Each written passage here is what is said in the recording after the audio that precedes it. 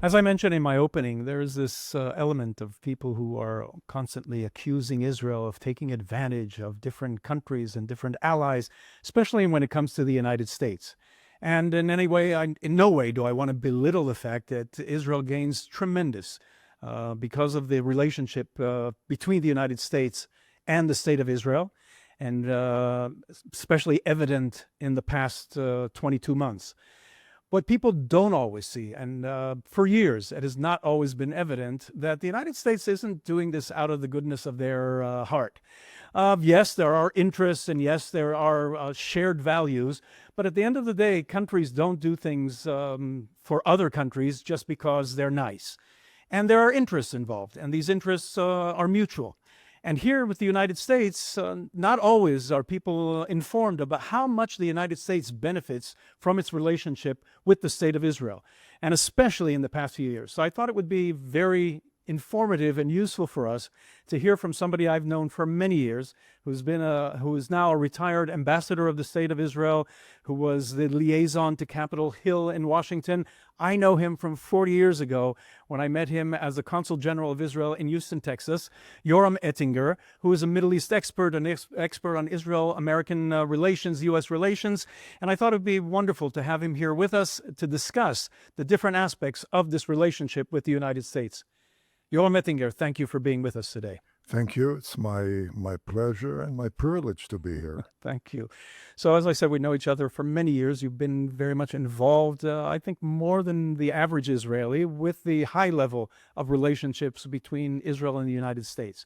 Now, we all know what Israel gets from that. If you want to elaborate a little more on the aspects that of Israel receives from the United States. And then I think it's important for people to hear a little about how the U.S. also benefits from its relationship with Israel more than from any other country in the world. So please, stage is yours. Well, there is a misperception that Israel receives annual foreign aid from the United States. The reality is that the U.S. makes an annual investment in Israel, which yields back to the American taxpayer the highest ever return on investment, a few times higher than the dollar scope of the $3.8 billion foreign aid, supposedly foreign aid. And there are many evidence to confirm that. Unlike NATO countries, unlike South Korea and Japan, Israel does not have and does not want U.S. military bases on its soil. Unlike NATO, Japan, and South Korea, we are fully manned military power. We don't want Americans fighting on our soil. This is an important point because a lot of people say, oh, we don't want to fight Israel's wars. The United States has never, with the exception of what happened in a few months ago with Iran, Americans have never engaged on the part of Israel in any of the wars that we've been engaged in. And even with Iran, the U.S. engaged on behalf of American interest, which happens to be they have to do with a mutual threat to Israel and the U.S. And this military engagement, military offensive by Israel and the U.S. on Iran highlights the very special role played by Israel in bolstering tremendously the power projection of the U.S. Before we go into that, I want to go back to the foreign aid, because that's like the starting point. Unlike other countries, the aid that Israel receives is spent. All of it is spent back in the United States. So people have to understand this is not something that's just given to Israel. There's a relationship there also that also benefits the American economy. Israel doesn't get money. Israel gets credit to purchase advanced U.S. military systems, for which Israel is immensely grateful. Right. However, once we receive, let's say, the F-35, F-16, F-15 combat aircraft, or tanks, or missile launchers or missiles, once we receive those military systems, we employ them operationally in Israel, which in fact is a most cost-effective, battle-tested laboratory on behalf of the U.S. in defense and aerospace industry, as well as an innovation center for the U.S. Armed Forces. So we're We R&D. We're R&D. we use the American combat aircraft on a daily basis, much more intense use than any military power in the world because of our very special challenges. Every day yields lessons. Those lessons are shared with the manufacturer through an Israeli team on location in Fort Worth, Texas, where the F-35 and F-16 is manufactured, or in St. Louis, Missouri, Boeing, where the F-15 is manufactured. The Israeli team on location receives the Israeli lessons, sharing it with the appropriate division of the manufacturer, and those lessons are interjected into the next generation of the combat aircraft as upgrades. We're talking about hundreds of such upgrades, derivative of the Israeli experience, which, according to some managers in the Fort Worth plant of Lockheed Martin, the F-35 and the F-16, those lessons and upgrades have saved the plant anywhere between 10 and 20 years of research and development. Anyone who knows anything about the cost of research and development would realize we're talking about mega billion-dollar bonanza to Lockheed Martin, to Boeing, and we're talking about hundreds of military systems which we use, and each one goes through the same process. We not only save huge amount of money in terms of research and development, but those upgrades enhance the competitiveness of the American military systems in the global market. And that causes an increase in exports, which brings back to the U.S. a few more $billion.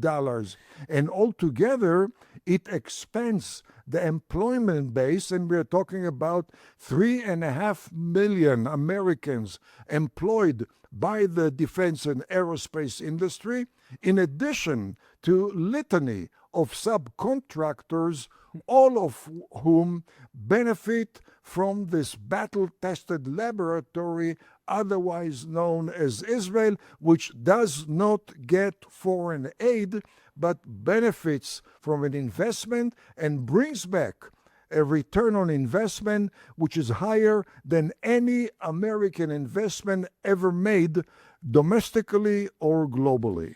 I mentioned that you were also the liaison to Capitol Hill from our embassy in Washington. I've heard this, that the aid that Israel does receive, the dollar amount, Israel has to spend it in the United States. And we've done this, and it's not only, you were talking now about missiles and the aircraft, but it can be from the boots to the uniforms. We purchase all our military equipment from American companies, and it's spread out, I believe, on 48 different states. Am I correct with that? Well, it's spread around most states, but again, we don't get money, we don't get any tangible element at the expense of the American taxpayer. In fact, we enhance the fortunes of the American taxpayer. A very striking evidence took place only a few weeks ago, June war against Iran. During that war, the U.S. for the first time bombed 3 major nuclear installations in Iran. However, the U.S. did that after 12 days of bombing by Israel, which demolished completely the Iranian Air Force and the Iranian ground-to-air batteries and defense systems. Namely, it was the Israeli military which made it possible for the U.S. to bomb those targets unimpeded by Iranian military forces, and this has been the nature of U.S.-Israel collaboration, not a one-way street where the U.S. provides and Israel receives, but it's a two-way street which has been mutually beneficial.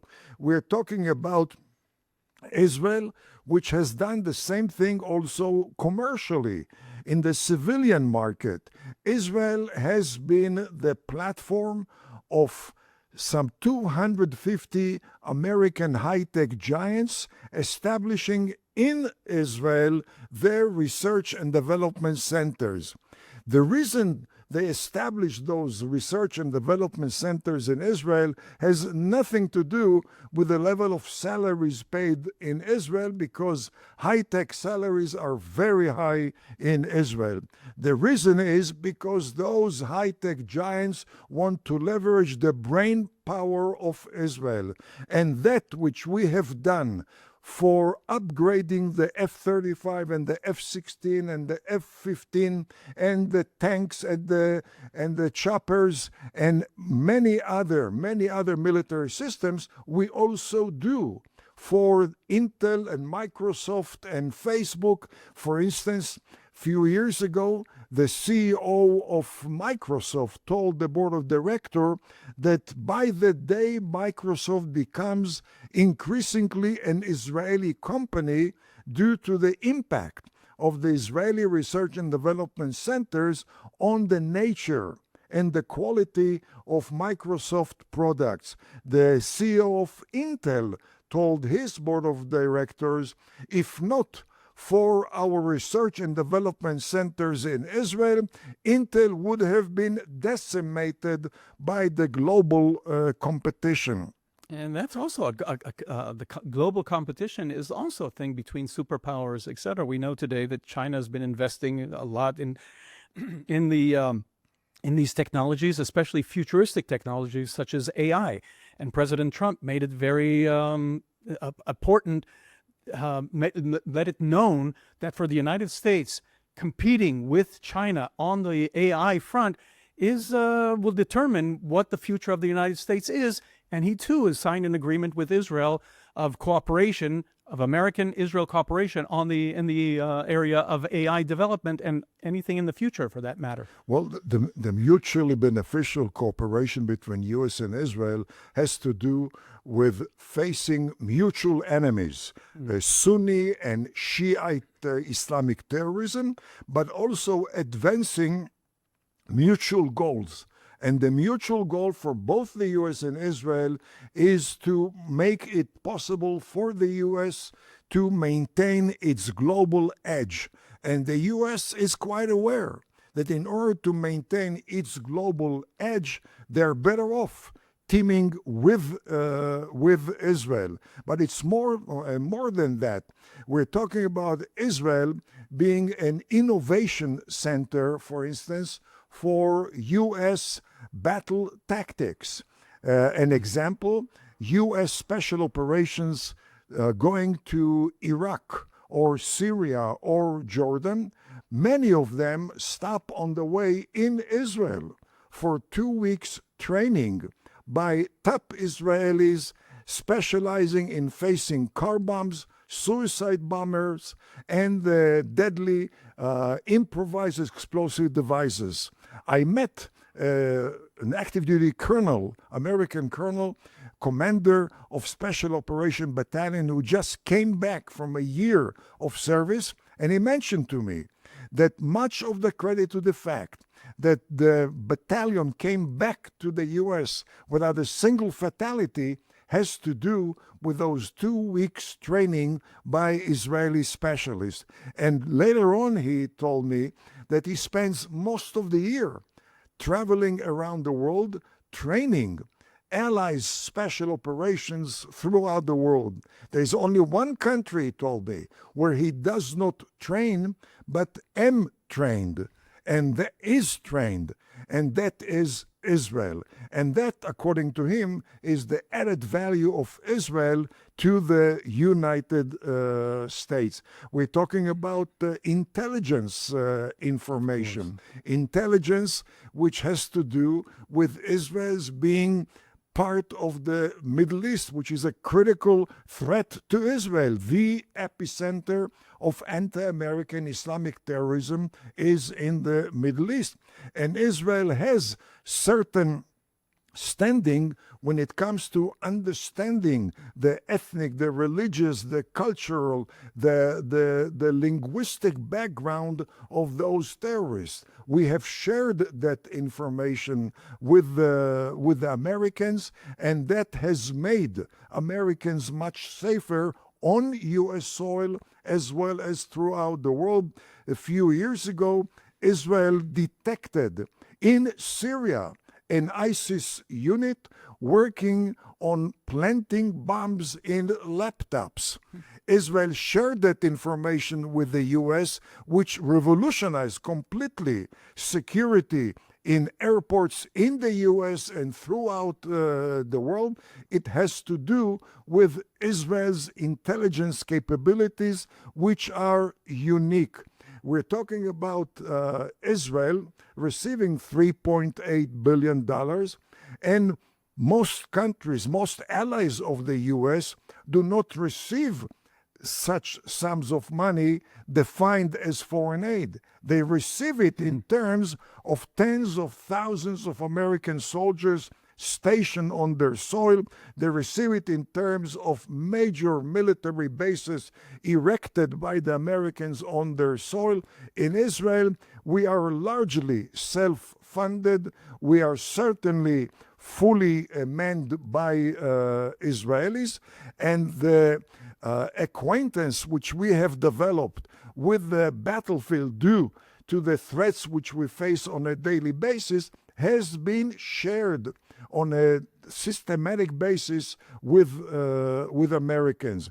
American military people pay many more visits the last 2 years of our war with Gaza and Lebanon and Yemen and Iran more than any other year. The reason American commanders, military commanders, come to Israel is to study the way we face those threats. According to a recent FBI report, pro-Iranian or Iranian-controlled anti-American Islamic terrorist groups consider Hamas terrorism in Israel as an inspiration to repeat such terrorism on American soil. This is not my assessment. This has been the FBI assessment, and certainly for Israel to share our experience with the U.S. has made the U.S. much more defensible in the face of terrorism. In fact, I met a former commander of the U.S. Marine Corps, retired General Chuck Krulek, and he mentioned to me that he spent 3 years in Fort Leavenworth, Kansas, which is like the Mecca, the intellectual Mecca of the U.S. Army. And according to him, much of the formulation of battle tactics at Fort Leavenworth is based on the Israeli experience. And that's part of the partnership which we have developed with the U.S. We are certainly the junior partner. The U.S. is obviously by far the senior partner, but this is not a foreign aid type of relations. It's strategic partnership which has benefited both sides. And this is the interesting thing, that people are applying the values of this war, or the criticism of Israel, based on wars of the past. And what Israel is actually engaged in is the future of what these wars are going to be. When you have a differentiation between the power, such as the United States or NATO, for example, and smaller countries, as the Iranians said, they're looking at what Hamas has been doing with Israel, and the way they've been manipulating elements of Western values to present themselves in a way of being getting the sympathy of elements of Western society. This is something that not only Israel is going to face. This is something that the Western world, and especially led by the United States, understand that they could very well, and they've already been engaged in this kind of battlefield up until now. So studying from Israel gives them an insight into the future.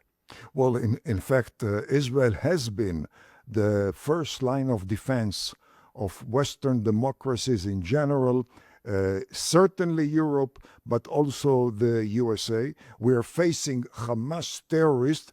Hamas is a branch of the Muslim Brotherhood, Right. which since 1928 has strived not only to topple every single national Islamic government and establish a universal Islamic society governed by the only legitimate religion, which is, according to them, Islam, but according to the Muslim Brotherhood, therefore Hamas, a major goal is to bring the great American Satan to submission. We face Iran, the Ayatollah regime in Iran. Since 1979, February 79, when they took over control of Iran, they have been driven by a 1400-year-old fanatic ideology, which also instructs them to bring Western infidel to submission.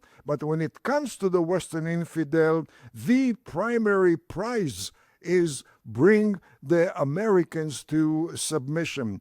They do fight Israel not because of Israel alone. They fight Israel primarily because they correctly view Israel as the strategic avant-garde of the U.S. in what they call the abode of Islam. Fighting the Ayatollah regime, fighting Hamas, fighting in the past Egypt and Syria, which were armed by top Soviet military systems, has made it possible for Israel to share with the U.S. lessons, which are also helping the U.S. to withstand similar threats. When Israel fought Egypt and Syria armed with Soviet military systems, we captured Soviet combat aircraft, we captured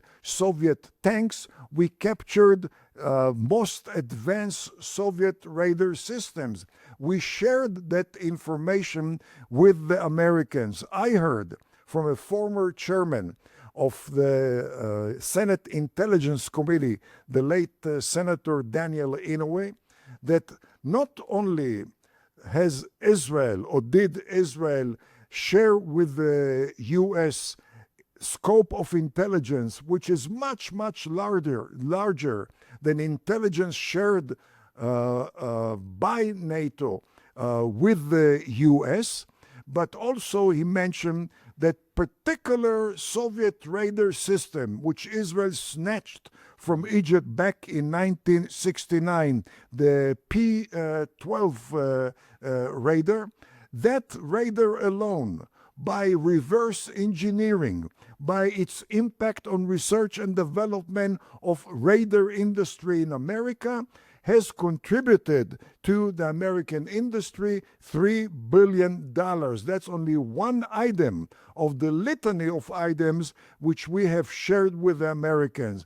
We do it because, again, we identify fully with the U.S., but we do not do it as a beggar asking for some handout by the Americans. In fact, unlike West European countries where you have left and right governments, and each time there is a difference in the attitude towards the U.S. in Israel, whether it's a left government or right of center government in Israel, Israel has always been systematically very reliable ally of the U.S., and for Israel, there is no substitute for the United States. So we're not saying we're not we're not doing this. We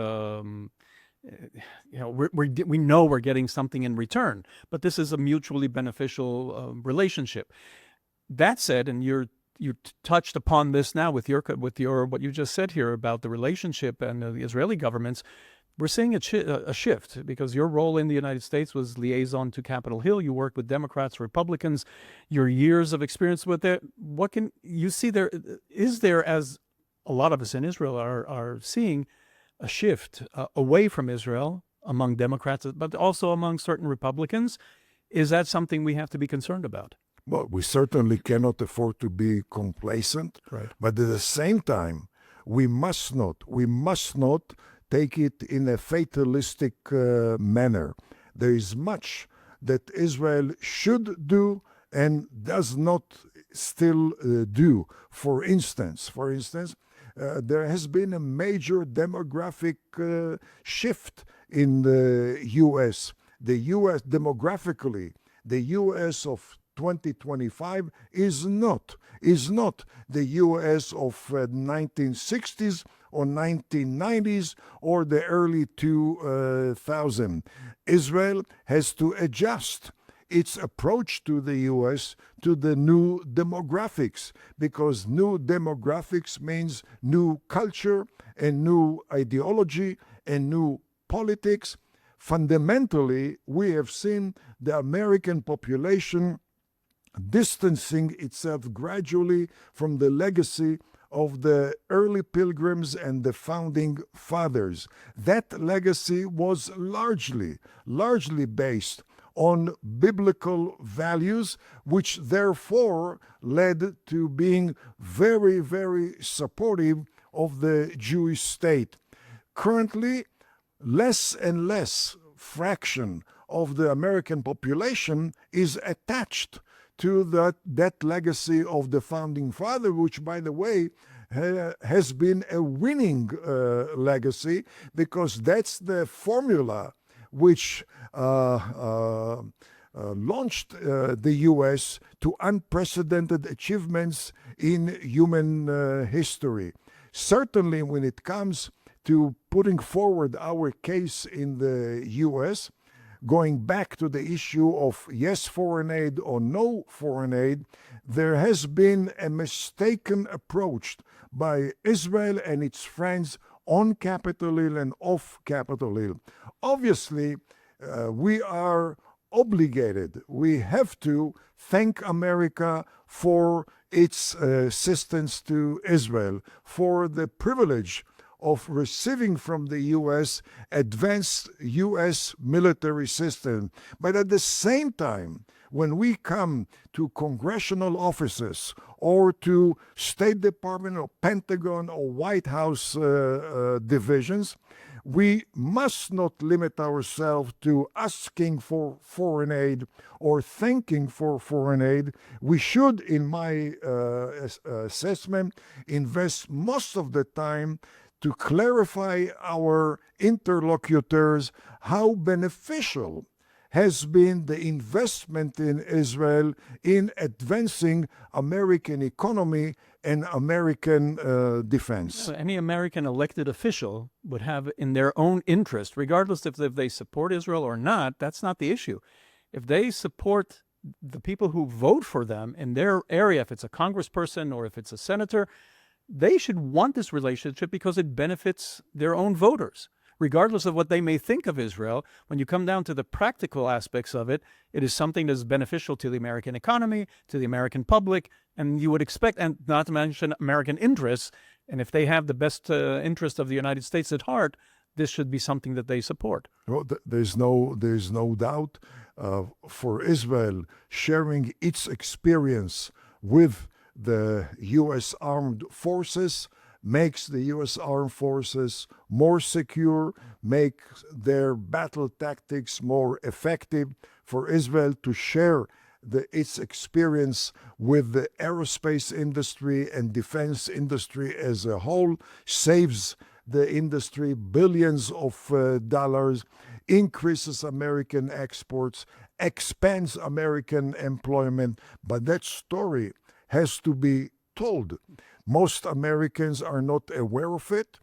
I'm not sure that most Israelis are aware I of agree. it. And most people are captivated by the very simplistic notion that Israel receives foreign aid from the states. Let's be very honest. For the U.S. government, Israel receiving foreign aid is very, very helpful in passing foreign aid bill. If Israel would not be among the recipients of foreign aid bill, probably there would not be a majority for approving foreign aid to Other countries who many benefit. Right. many countries, and therefore it's a matter of convenience for the U.S. to stick Israel into that company The general of foreign aid recipients. When it comes to foreign aid, Israel is not foreign, and Israel does not receive aid. We're not foreign going back to the early pilgrims and the founding fathers who relied heavily on biblical and especially Mosaic legacy in establishing the U.S. Constitution, the U.S. Bill of Rights. And when it comes to aid, this is no aid. This is very, very beneficial investment for the American taxpayer. You mentioned that the story of what is actually happening here does not come out, and that's interesting because you were a predecessor of mine, and when I was head of the government press office, you were also head of the government press office, which is the office within the office of the prime minister that deals and handles the foreign press. Do you see, since when you were there back in, what was it, the 1990s, do you see a decline in the way the media covers events here, the focus on presenting the truth and not narratives? This is a lot of what we're seeing now. Were you aware of that back then when you were head of the government press office?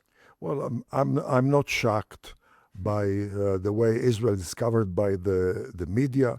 I experienced it when I was the head of the government press office. I experienced not only the oversimplification of the coverage, not only being subjected to alternate reality rather than to the real reality of the Middle East, but I was also very well educated on the motivation of foreign journalists as coming from their headquarters throughout the world. Most foreign media outlets view their role as being critical of Israel, not complimentary of Israel. The vast majority, almost all foreign journalists stationed here in Israel are aware. If they are not going to report kindly on Palestinians, Palestinian terrorism included, they will not get stories from Palestinians. And in order to guarantee the receipt or the flow of stories which make their profession thriving, they also have to make certain payment to the source of those stories. And I remember vividly one such case when I had dinner with the head of an American media outlet in Israel, and the bureau chief told me from the outset that he apologizes for his coverage because he knows that in order to continue covering, he has to appease the sources of the stories in Gaza and in Judea and Samaria. I don't think Israel can do much to combat that, but at the same time, we can do much and much, much more than we do today, presenting to American and European and global movers and shakers and legislators and executive leaders the reality of the Middle East. In most cases, take for instance the State Department in the US, the Foreign Office in Britain, the Quai d'Orsay, the Foreign Office in France, they sacrifice the very frustrating, bleeding, insoluble Middle East reality on the altar of very convenient alternate reality. Alternate reality which does not demand blood, sweat, and tears. Alternate reality which is soluble. Alternate reality where it's very easy to conclude peace. You simply concede to the terrorist and you supposedly receive peace. Why deal with the actual reality which does not render itself to peace now or new Middle East? Well, Mettinger, we could have gone on for hours. Your experience and knowledge and years of being involved with the foreign service in Israel and the media, we can see how tremendous knowledgeable, and we're grateful that you shared it here with us and with our viewers. So I want to thank you, former liaison to the Capitol Hill, former ambassador of the State of Israel, former director of the Government Press Office, Yoram Mettinger. Thank you for being with us. Thank you. And thank all of you for being here with us and listening to this. I'm Daniel Seaman, and I'll be with you next week. Thank you very much.